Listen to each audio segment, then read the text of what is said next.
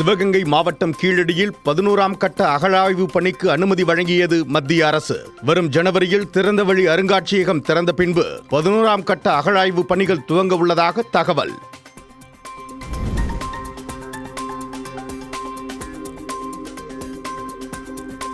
ஐந்தாண்டு காலம் தமிழக மக்கள் போராடி கொண்டிருக்கிறார்களே தவிர இந்த ஆட்சியில் மக்களுக்கு எந்த ஒரு நன்மையும் நடக்கவில்லை. மத்திய அரசின் திட்டங்களுக்கு மாநில அரசு ஸ்டிக்கர் ஒட்டிக் கொள்கிறது என உதகையில் பாஜக மாநில தலைவர் நயினார் நாகேந்திரன் பேட்டி.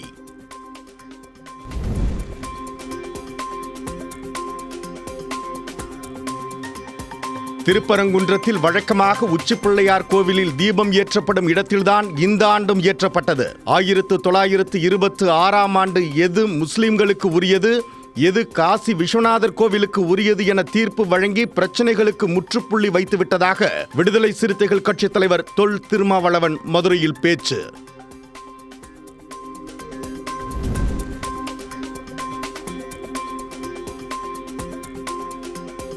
உத்தரப்பிரதேசத்தில் கடந்த நவம்பர் 4ஆம் தேதி தொடங்கிய வாக்காளர் பட்டியல் சிறப்பு தீவிர திருத்த பணிகள் டிசம்பர் 26உடன் நிறைவடைந்த நிலையில் வரும் 31ஆம் தேதி வரைவு வாக்காளர் பட்டியல் வெளியீடு. ஏற்கனவே இருக்கும் பட்டியலில் இருந்து 2.89 கோடி பெயர்கள் நீக்கம்.